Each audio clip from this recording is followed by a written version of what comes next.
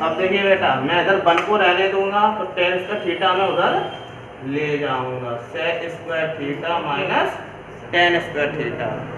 इधर मैं 10 को रहने दूंगा और उधर मैं ये जो 1 था वो उधर चला जाएगा, ठीक है ना। इधर मैंने 1 को रहने दिया और इसका थीटा अगर प्लस का उधर जाएगा तो माइनस का, cosec square theta minus cot square, इधर कॉट रहने देता हूं मैं, तो जो 1 है वो उधर चला जाएगा, ठीक है। ये आपके फॉर्मूले हो गए कंप्लीट। इसके बाद आपको एक टेबल बची है नंबर निकालने वाली, ये उतार लो, आप कॉपी कर लो। उसके बाद में आपको एक टेबल और बनवाता हूँ, सो ये आपके सभी फॉर्मूले इसके हो जाएंगे फिनिश। देखिए बेटा, अब इसकी एक्सरसाइज देखिए, पहली वाली 8.1 ढूंढना है तुम्हें, प्रॉपर इम्प्रॉपर नहीं बनाया तुमने, तुम्हें जितने में आ रहा है वो बताओ, टिक लगाना है इसमें ऑप्शन। देखिए बेटा, फर्स्ट क्वेश्चन इसमें ये बोला है कि in triangle ABC, triangle ABC बनाना है, राइट एंगल्ड एट बी, उसमें राइट एंगल इस पे है, बी पर है, समकोण त्रिभुज इस पे है, बी पर है। तुम्हारे कुछ क्वेश्चन जो एग्जांपल होने इस वाले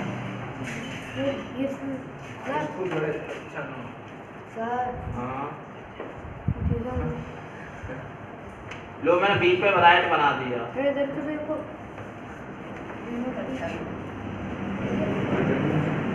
अब देखो इसमें क्या दिया है, ए बी का मान 24,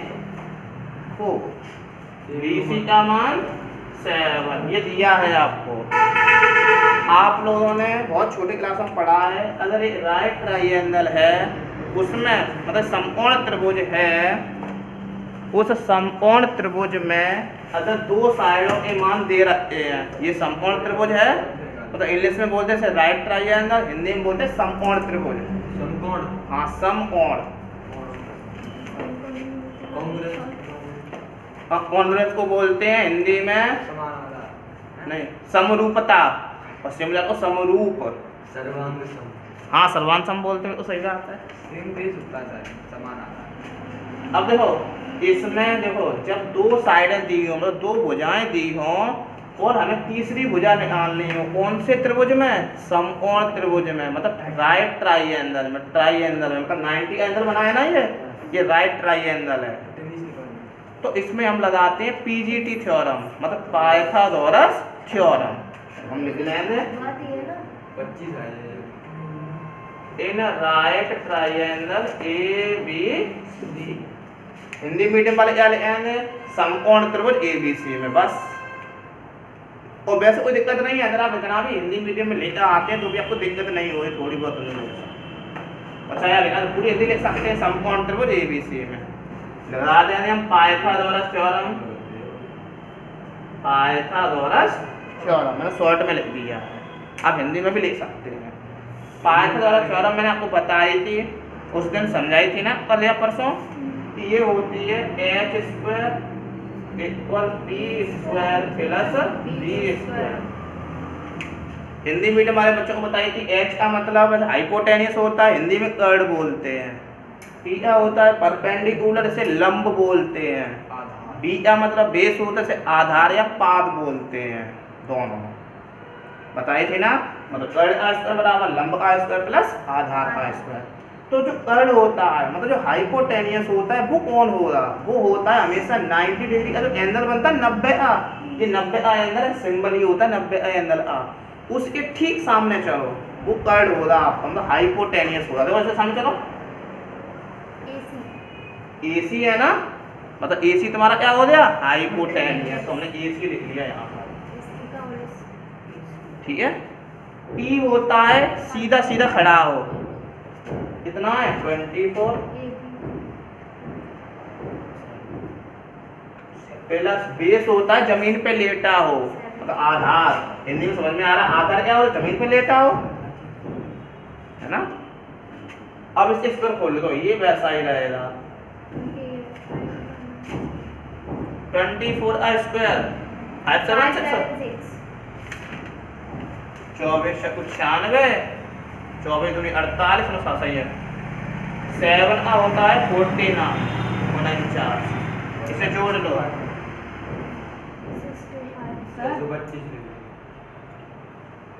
एक मिनट रुकना बेटा 1 मिनट बस इससे आप फैक्टर निकाल लेंगे वही प्राइम फैक्टर जैसे ऐसे करके निकालते थे ऐसे इस हिसाब से निकालते थे ना। फिर आपको पता है कि ये रूट में है ना ये रूट में है तो 2 का पेयर 1 बनेगा तो पेयर बनाना मैंने आपको सिखा चुका हूँ बहुत पहले से। तो लो ये तुम्हारा 25 आ गया। यहाँ तो किसी को प्रॉब्लम हो तो बताओ मुझे बताना इसमें कौन सा लाइन रिएक्शन है कौन सा इक्विवेलेंट है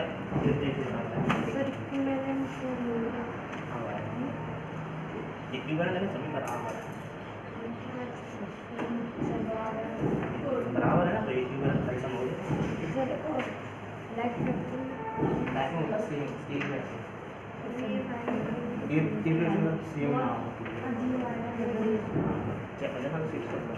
यहाँ तो कोई बेटा प्रॉब्लम नहीं है ना।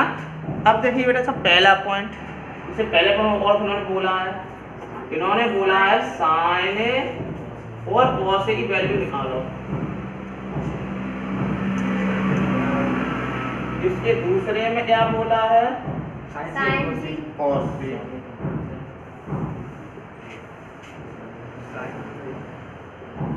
अब देखिए इसमें एक मतभेद आता है बच्चे यही भूल जाते हैं।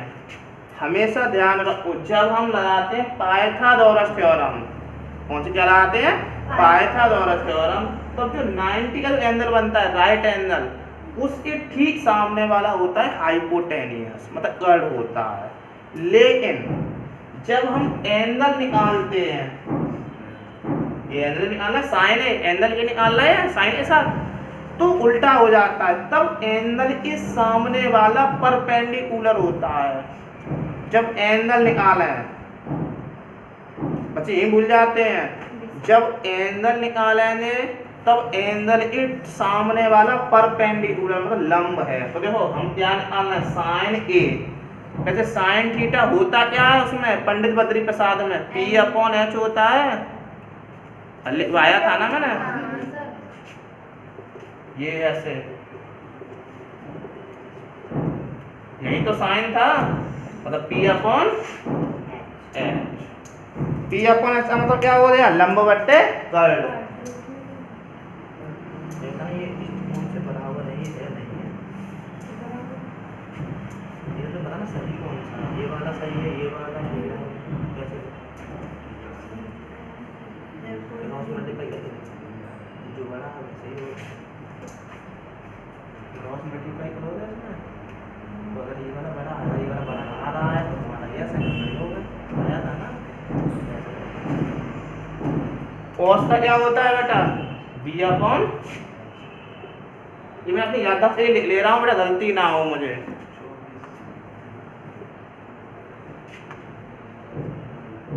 ठीक है अब देखो बेटा अब मैंने ये आपको बताया था अगर मैं एंगल निकालता हूँ तो एंगल के सामने वाला क्या होता है परपेंडिकुलर। देखो उसमें ऐसे नहीं होंगे ए के सामने चलो BC मतलब ये P हो गया और H मैंने आपको और एक चीज और वैसे मैं भूल गया था बताने के लिए सबसे बड़ा जो होता है वो हाइपोटेनियस होता है मतलब कर्व सबसे बड़ा होता है उससे छोटा लंब होता है मतलब परपेंडिकुलर होता है और सबसे छोटा आपका बेस होता है मतलब आधा। कर्व सबसे बड़ा मतलब हाइपोटेनियस सबसे बड़ा लंब उससे छोटा परपेंडिकुलर उससे छोटा और आधार सबसे छोटा मतलब बेस सबसे छोटा होता है। ठीक है तो इसमें हाइपोटेनियस सबसे बड़ी साइड देखो इनमें ये 25 सबसे बड़ी है ना तो ये हाइपोटेनियस हो गई तुम्हारी 25। अब फिर भाई एंगल के सामने क्या होता है परपेंडिकुलर मतलब लंब तो एंगल के सामने जो परपेंडिकुलर है पहले इसमें परपेंडिकुलर का नाम है ही नहीं या यहाँ परपेंडिकुलर इसमें क्या है बेस और हाइपोटेनियस बेस होता है या छोटा मतलब इसके सामने जब चले तो ये तो परपेंडिकुलर हो गया, मतलब ये बेस बचा और ये हाइपोटेनियस बचा। क्यों बचा? हम इसको बेस नहीं ले सकते क्योंकि ये बड़ा है और ये छोटा है। छोटा हमेशा बेस होता है, बड़ा हमेशा हाइपोटेनियस होता है। अब साइन सी में, चलो सी के सामने सी ढूंढो, इसके सामने कौन सा साइड है? 24, तो ये हो गई तुम्हारी P और H तो सबसे बड़ी होती एंगल के सामने, ये P हो गई। इसका मतलब ये छोटी है, ये बड़ी है। जो छोटी होती है वो बेस होता है और जो बड़ा होता है वो हाइपोटेनियस होता है। इस प्रकार से आपको ये क्वेश्चन करने हैं।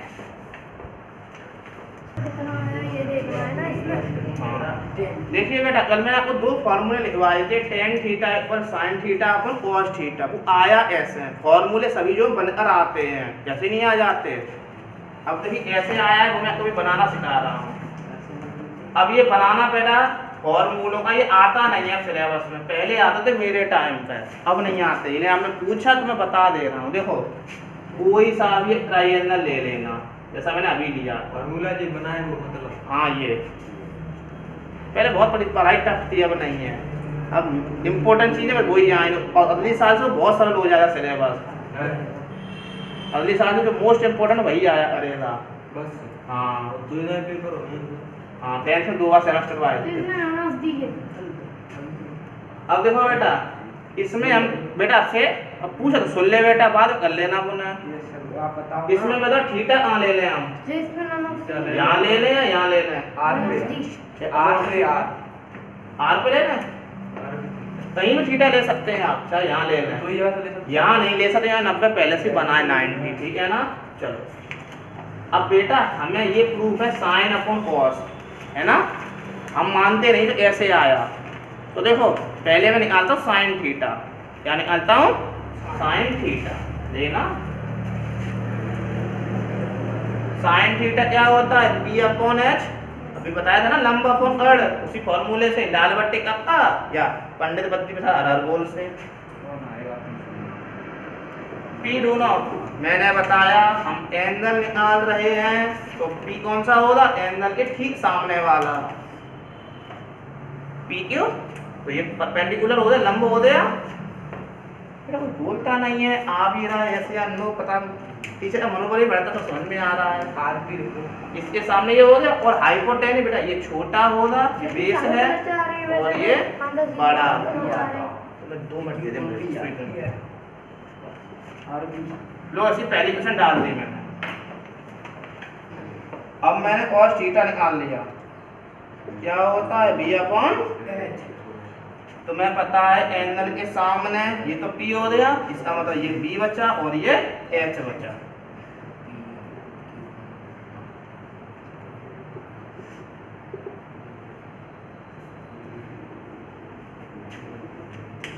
दोनों निकल आए साइन और कॉस।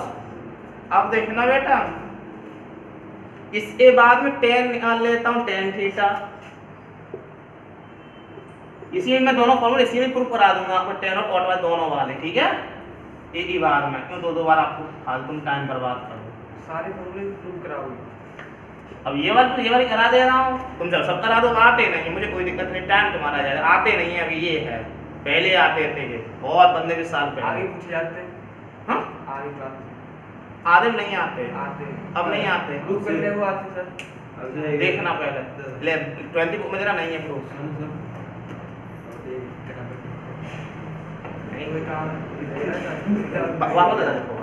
टेन क्या होता है? पंडित बद्री का हर हर बोल P अपॉन B। तो बेटा हर चीज पेपर के लिए, नॉलेज के लिए भी पढ़ी जाती है। नॉलेज, हाँ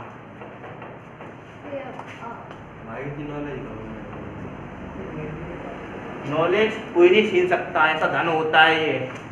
बंटवारे सब चीज चलिए, धन नॉलेज कहीं नहीं जाती, तुम्हारे पास रहेगी। जन्नत में भी तुम्हें रुपए दे देगी, खाना खा सकते हो। बंटवारे पी ढूंढो, पी बेटा जल्दी से। 5 कहाँ है बेटा? और बेस क्या है तुम्हारा? बेटा प्रॉब्लम तो नहीं आ रही है? हर्ष हाँ समझ में नहीं आ रहा बिल्कुल भी। अरे अरे इधर दोनों देखो सर ये क्वेश्चन क्या आपने अपनी तरफ से बनाया है? देखो मैंने ये आपको लिखवाया था, ये लिखवाए थे तो यहाँ क्या था, साइन था, कॉस, टेन, कॉट, सेक और कोसेक। ऐसे ही यहाँ थे sine, cos, tan, sorry cot, sec और यहाँ पे कोसेक, यही थे ना। अब देखना मैंने जब यहाँ पे साइन थीटा निकाला था, तो साइन थीटा कहाँ है, पहले नंबर पे है और इसके नीचे लिखा है sine theta b upon H, मतलब लंब बट्टे अर्ध। तो तुम्हें पता है एंगल के सामने हमेशा क्या होता है, p होता है, तो ये परपेंडिकुलर हुआ तो लिख लिया ये परपेंडिकुलर पी क्यू, और ये हाइपोटेन्यूस हो गया, वही लिखा है, समझ रहे हो। कॉट थीटा देखो, कॉट ये रहा मतलब आधार बट्टे लंब, मतलब बेस अपॉन परपेंडिकुलर। तुम्हें पता है एंगल के सामने क्या होता है, परपेंडिकुलर, कितना है पी क्यू, और यहाँ परपेंडिकुलर कहाँ है, नीचे है, तो नीचे पी क्यू लिख लिया, और ये क्या है बेस, ऊपर है तो ऊपर लिख लिया। इसे डाल ली मैंने 4 इक्वेशन, ठीक है।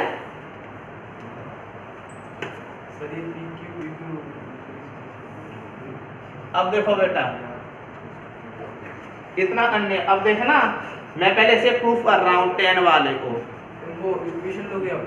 हाँ फर्स्ट और थर्ड। अब देखो यहाँ क्या है 10 में P Q upon Q R है, P Q upon Q R है ना। लो मैं फर्स्ट में सेकंड का डिवाइड दूंगा, समीकरण 1 व 2 से हमें प्राप्त हुआ, समीकरण 1 व 2 से हमें प्राप्त हुआ, क्या प्राप्त हुआ कर लो, साइन ए अपॉन कॉस ले लिया इक्वल, जब जे वाले अपॉन में लिए हैं तो जड़ वाले भी हमें अपॉन में लेने पड़ेंगे,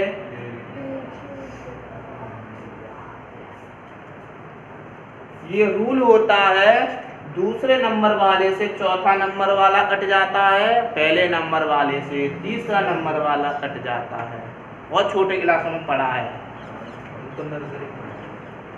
पी क्यू अपन क्या बचा, Q R, use in third, समीकरण 3 का यूज करने पर हमने पाया, क्या पाया, देखो P Q upon Q R है, और तीसरी में अभी क्या है P Q upon Q are, उसका मान क्या है 10, रख दो।